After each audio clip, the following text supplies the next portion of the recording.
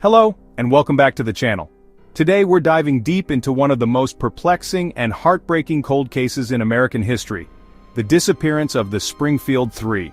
On the night of June 6, 1992, in Springfield, Missouri, three women seemingly vanished into thin air, leaving behind a chilling mystery that has baffled investigators and haunted a community for over 3 decades. Our story begins on a warm Saturday night. 47-year-old Sherrill Levitt, a loving mother and dedicated beautician, was at home in her modest Springfield residence.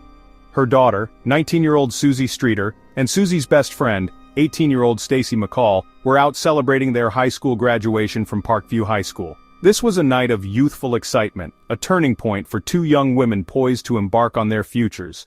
They had spent the day at a graduation party at a friend's house in Battlefield, just outside of Springfield, then visited a couple more friends before heading back to Sherrill's house. Little did anyone know, this would be their last night of freedom. Suzie Streeter, a bright and adventurous spirit, was ready for college. Stacy McCall, equally enthusiastic, was just days away from leaving for a much-anticipated vacation to Florida with her family. The plan for the night was simple, a sleepover at Sherrill's house. Stacy, feeling a bit under the weather and wanting to get an early start for her trip, decided to stay with Suzie instead of driving home. It was a perfectly normal, innocent decision that would lead to an unimaginable nightmare. Around 11:15 p.m., Suzie and Stacy called Sherrill to let her know they were on their way. Sherrill told them she'd left the porch light on. They arrived shortly after, and for all intents and purposes the house was a safe haven. What happened next remains shrouded in darkness. The next morning, Sunday, June 7, 1992, was bright and sunny. But for Suzie's older brother, Bart Streeter, and Stacy's mother, Janice McCall, a feeling of unease quickly set in. Stacy's family was expecting her home by 9 a.m. so they could pack for their Florida trip. When she didn't arrive, Janice began to worry. She called Sherrill's house repeatedly, but there was no answer. Around 10 a.m., Janice, accompanied by her other daughter, took a quick drive to Sherrill's house. What they found there would set off a frantic search and a decades-long mystery. The house was locked, which was unusual for Sherrill, who often left it unlocked. But the most unsettling detail was the shattered porch light cover lying on the ground. A small, seemingly insignificant detail at the time, but one that would later become a focal point of speculation. Unable to get in, Janice contacted Bart, who had a spare key. When Bart arrived, he let them in, and what they found inside was deeply disturbing, precisely because of what wasn't there. The house showed no obvious signs of a struggle, no forced entry, no overturned furniture, no broken windows. It was eerily quiet. Sherrill's bed had been slept in. Her glasses, keys, and purse were all inside the house, indicating she hadn't left on her own accord. Suzie and Stacy's beds appeared to have been slept in as well, suggesting they made it inside and went to bed. The television was on, tuned to a local channel, with a chilling message on the answering machine from Suzie's boyfriend, sounding confused as to why she wasn't answering.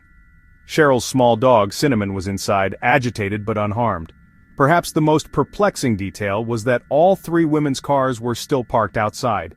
What was missing, however, was crucial: the women themselves. Their toothbrushes were gone. Their purses and wallets, though the money was still inside, were also missing. Some of their clothes were gone too, suggesting they had dressed and perhaps intended to leave. But if they left on their own, why leave their cars? Why leave Sherrill's glasses and keys? And why, above all, leave no trace, no note, no explanation? The scene presented a paradox. Signs that the women had been there, had gone to bed, and perhaps even gotten dressed, yet they were gone without a trace of forced entry or struggle. It was as if they had simply vanished into thin air. The Springfield Police Department was immediately notified. The initial response was thorough, yet hampered by the strange nature of the disappearance. Without forced entry or clear signs of a struggle, it was difficult to classify it immediately as an abduction. However, the collective disappearance of 3 individuals was highly unusual. Investigators scoured the house looking for clues. They found no fingerprints that didn't belong to the family, no signs of a struggle, and no weapons. The shattered porch light cover was collected, but its significance remained unclear. Was it accidental, or was it broken by someone entering the house, perhaps trying to conceal their presence? This small detail would become a major point of contention and speculation. From the very beginning, questions piled up. Who would target these 3 women? Was it a random act, or were they specifically targeted? If it was a break-in gone wrong, why no signs of struggle? If they left voluntarily, why the sudden, complete silence? The lack of any definitive evidence meant that every theory, no matter how outlandish, was considered. Could they have been abducted by someone they knew, or a complete stranger? The story quickly gained national attention. The Springfield Three became a household name, their faces plastered on missing posters across the country. Local and national news outlets covered the story extensively, appealing to the public for any information. The families, desperate for answers, made emotional pleas, hoping that someone, somewhere, had seen something. The case was featured on America's Most Wanted multiple times, generating thousands of tips. Rewards were offered, and a massive volunteer effort sprang up, with people canvassing neighborhoods, distributing flyers and searching wooded areas. The community rallied, but the answers remained elusive. Despite the intense media coverage and public involvement, concrete leads were frustratingly scarce. Investigators pursued every tip, no matter how small. They interviewed hundreds of people, from family and friends to acquaintances and local criminals. Every car that passed Sherrill's house that night, every strange person seen in the area, every rumor, it was all investigated. However, many leads turned out to be dead ends, false alarms, or the product of speculation. The sheer lack of physical evidence at the scene became the biggest hurdle.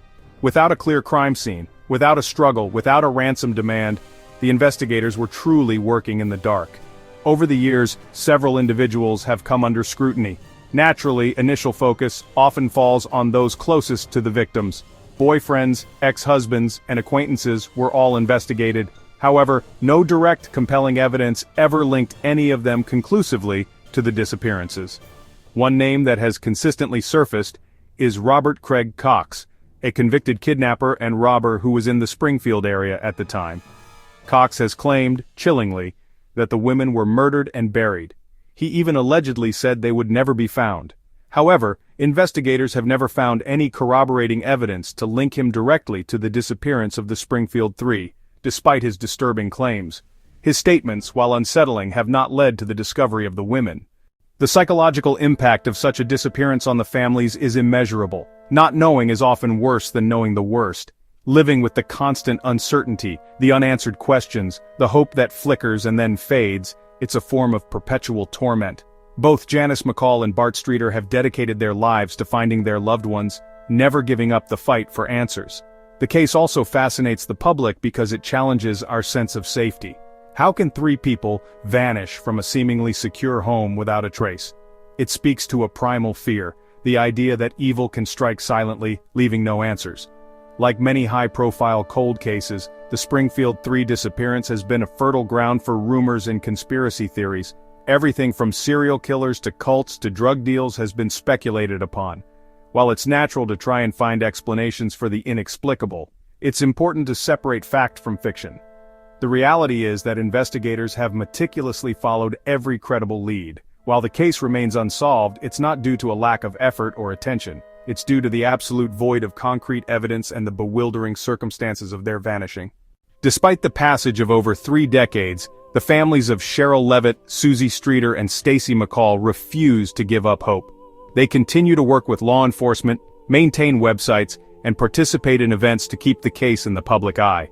Their resilience is a testament to the enduring power of family love. Suzie Streeter had previously testified against an ex-boyfriend in a grave robbery case. Some speculated revenge might have played a role. Others wondered if someone followed the girls home from a party. Every theory led to more questions, but no arrests. The motive, if there was one, remained buried in silence. For every anniversary of their disappearance, the call goes out again. If you know something, anything, please come forward. Even the smallest piece of information could be the key to unlocking this enduring mystery. The Springfield Three became more than a case. It became folklore. From serial killer theories to underground tunnels, the mystery inspired books, podcasts, and documentaries. Everyone had a theory, but no one had the truth. Over 30 years later, the town still holds its breath, waiting for the day someone finally talks. The porch light still shines on East Delmar Street. A silent vigil, a symbol of hope. 3 women, Sherrill Levitt, Suzie Streeter, and Stacy McCall, disappeared into thin air. No one saw a thing, no bodies were found, no killer confessed. This isn't just an unsolved case, it's a haunting reminder of how quickly life can vanish, and how silence can scream the loudest. If you know anything about the disappearance of the Springfield Three, please contact the Springfield Police Department. It only takes one voice to break a decades-long silence. Justice delayed doesn't have to mean justice denied.